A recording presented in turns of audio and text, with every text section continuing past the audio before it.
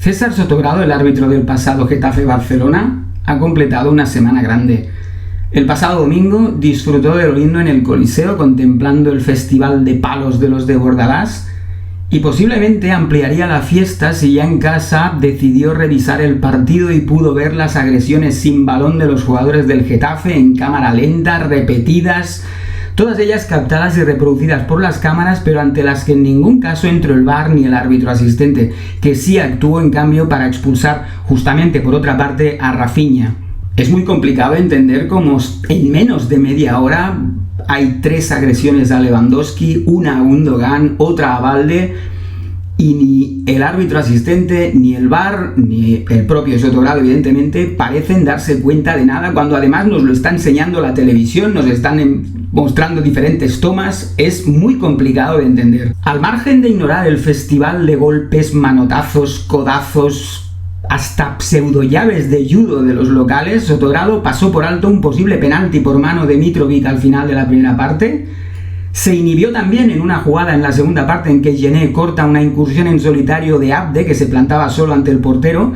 y que debió ser sancionada con falta y expulsión del Getafe por ser este el último hombre. Expulsó, eso sí, a Xavi por sus airadas protestas tras la citada jugada de Abde y sin embargo permitió a Bordalás protestar, gritar, gesticular, correr y vociferar hasta salir del área técnica en la jugada que termina con la expulsión de Rafinha, y terminó su trabajo, su esperpéntico trabajo, con la jugada final en el área del Getafe. Una jugada en la que intervienen Gavi, Iglesias y Araujo,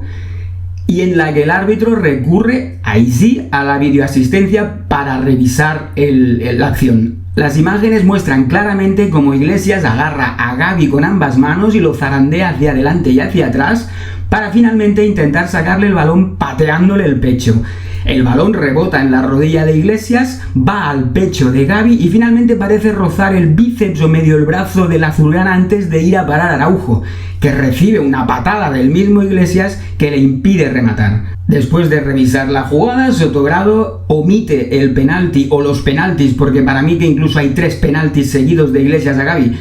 Señala la dudosísima mano del jugador del Barça, con lo que tampoco considera ni siquiera ya el posterior penalti sobre Araujo. A mí una cosa que me fascina realmente después de una actuación arbitral como la del otro día, en el caso de Sotogrado, en el Getafe Barcelona,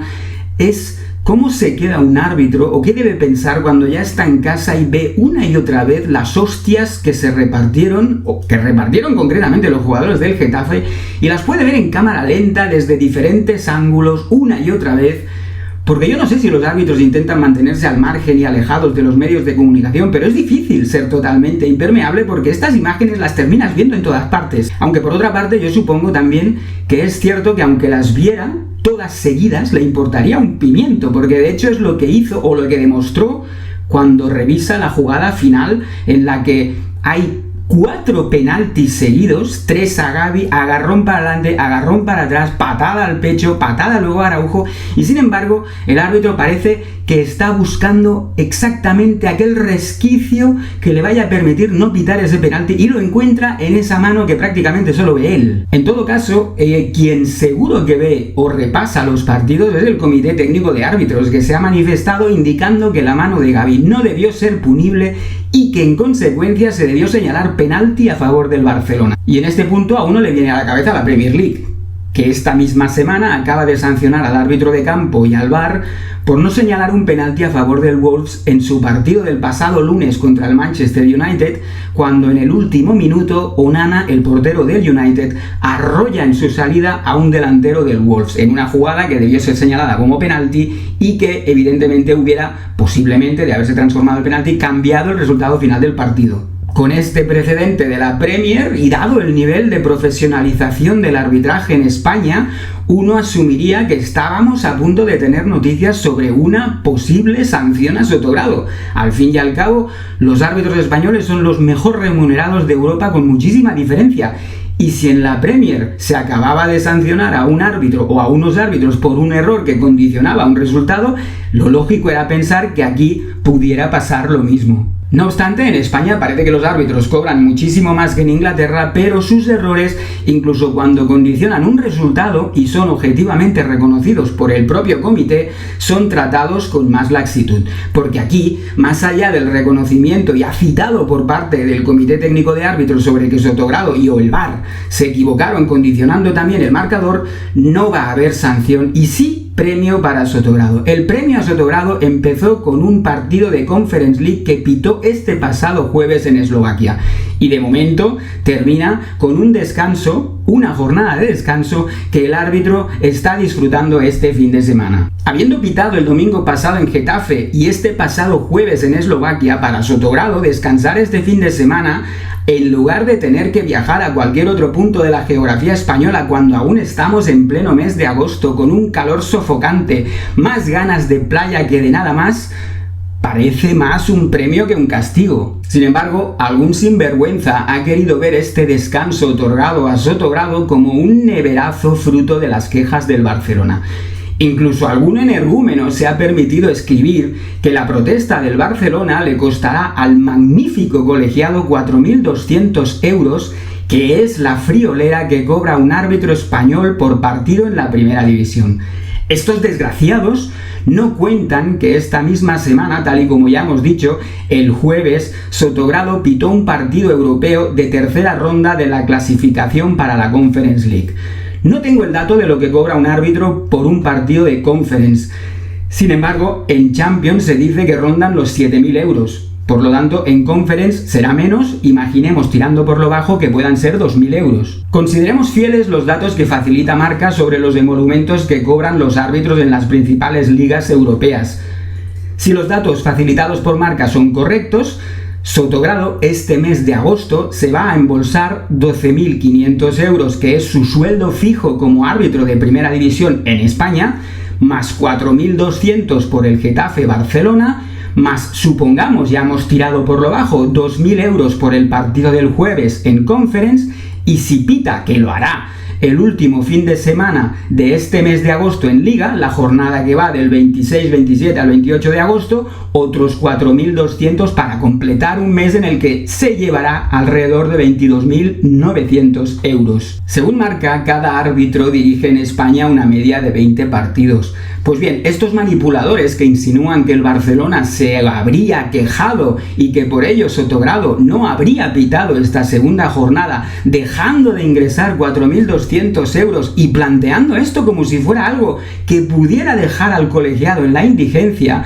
estos picateclas, me imagino, que lo que querían o pretendían es que Sotogrado completara una semana fantástica pitando domingo, jueves y domingo, dejando sin pitar a algún compañero que no hubiera pitado ni en la jornada pasada ni tampoco lo haya hecho en Europa entre semana. Insisto, para mí, pitar el domingo en Getafe, el jueves en Eslovaquia y descansar el fin de semana, a mí me parece operativamente normal, porque hay más árbitros para pitar. Pero es que además, si tienes en cuenta que vas a completar un mes en el que te podrías llevar hasta 22.900 euros, a mí me parece cualquier cosa menos un castigo. Al final, el partido de Getafe deja la constatación de que la profesionalización de los árbitros en España les ha llevado a ser los que más cobran en Europa. Deja la reafirmación sobre el hecho de que a pesar de este altísimo nivel de profesionalización, al menos en cuanto a las retribuciones, todo se ha dicho, los árbitros no tienen que dar explicaciones sobre sus errores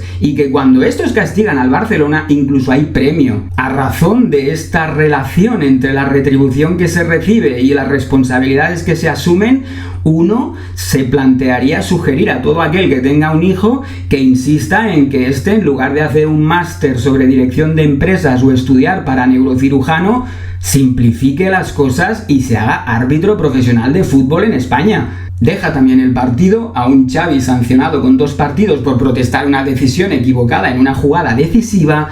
Deja a Rafinha sancionado con 2 partidos por una expulsión justa, totalmente justa, pero en la que el jugador del Barcelona se toma la justicia por su mano en un escenario en el que quien tiene que impartir justicia no lo está haciendo. Deja, evidentemente, los 2 primeros puntos robados al Barcelona ya en la primera jornada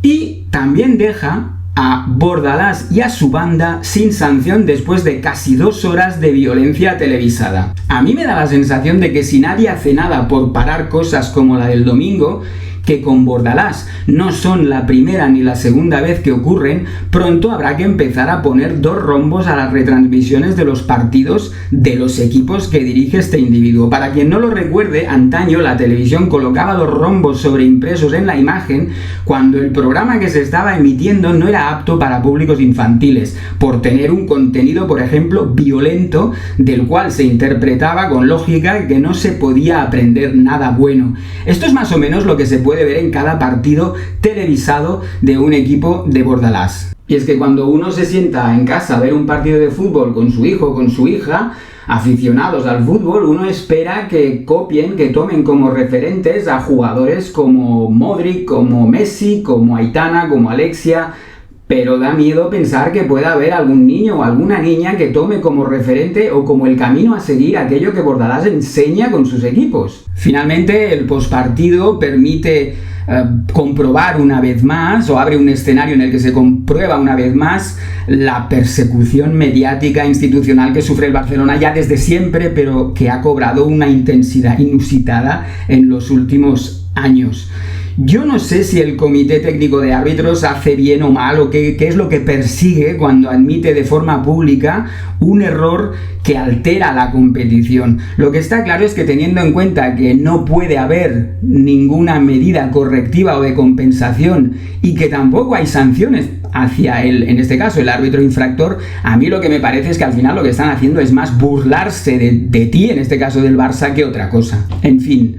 de momento lo voy a dejar aquí. A los 3 que me estáis siguiendo, una vez más, gracias y nos vemos pronto.